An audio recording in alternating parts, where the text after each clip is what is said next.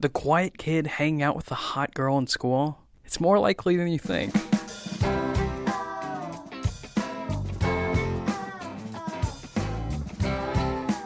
I can't believe this isn't hentai. Why am I watching this, and what am I doing to myself? It's not like there's anything else worth watching right now. Sono Bisque Doll is about Gojo, an introvert who's really into traditional Japanese dolls. He doesn't have any friends, and was socially mind-broken by a little girl. Happens to the best of us. At school, he has a short encounter with the popular gyaru of the school, Marin. As it turns out, she's really nerdy when it comes to anime and cosplay, but doesn't know how to make her own outfits. And as though it were fate, Gojo is excellent at tailoring clothes. Sort of. Throughout the show, Gojo gets to work on outfits for her and improve his craft, and Marin gets to dress as her favorite character and gush about her unhinged love of eroge. It's the perfectly symbiotic relationship.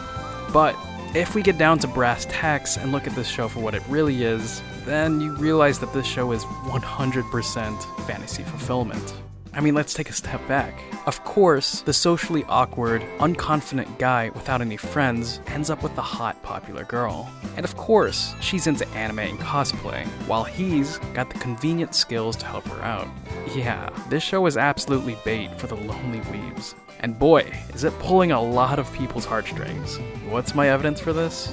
Well, the only 2 doujins of this series that currently exists has 53,000 favorites and 20,000 favorites, respectively. For reference, the most popular doujin on this cultured website has 109,000 favorites. And keep in mind, these doujins were made like 2 weeks ago. The fantasy for a cosplay GF is at an all-time high. It's a little sad in a funny way, but don't for one damn second think I'm above any of this. I am simply being honest and self-aware, because lo and behold, to no one's surprise, I like this show. So here comes my nonsense. As degenerate as a show like this is, and despite how much it panders towards a specific, lonely demographic, I'm genuinely impressed with its execution. Marin is absolutely the star of the show. With her bubbly attitude, the way she moves around has so much personality. It's playful, teasing, and strangely hypnotizing. One of the charms of anime is its ability to exaggerate and strongly express specific emotions, which this show absolutely does. On top of that, the animation itself is shockingly top-notch. Take for instance this clip. Like, Jesus, look. Do you see the way Marin's hair shifts around as it's brushed aside?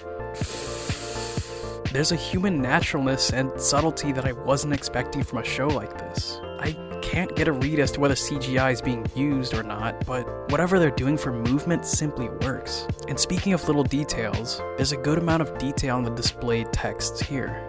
These are Marin's exact body measurements, which is cool that they gave those specific numbers. You could probably make a perfect Blender model of her if you wanted to. Am I the only one that wants that? Just me? Yeah, just me? Okay. Looking at Gojo, setting aside the idea of him being a fantasy fulfillment self-insert, I have a lot of sympathy for people like him. Socializing and making friends can be hard, and if you aren't able to do it early on, it unfortunately only gets harder when you get older. That's me talking from experience. But when you're able to find someone that you get along with, and that person actively seeks out to be with you more, it's a euphoric feeling, and you feel wanted, and more importantly, seen. If I were to try to extract some grander narratives from this heavily sexual series, then I'd point out themes like not judging a book by its cover. Gojo is not a boring person, but rather a shy man that has a deep love for a craft and is willing to go the extra mile to help others, even at the cost of his own mental and physical well-being. He's a people pleaser who has a powerful desire to be useful, often to his own detriment, but always means well. Marin is not a ditzy airhead, but instead is someone that is simultaneously thoughtful of others and excitable when it comes to her passions. And I think it's her excitement, playfulness, and confidence that just makes this show. We, the audience, get to watch these 2 unlikely worlds collide, and it's their collaboration that makes for a great romantic comedy.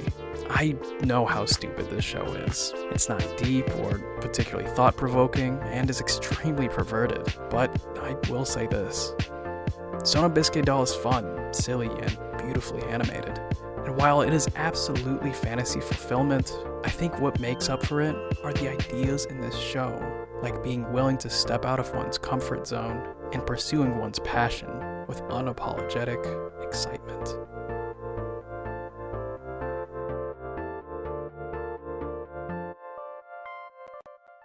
It's still horny as hell.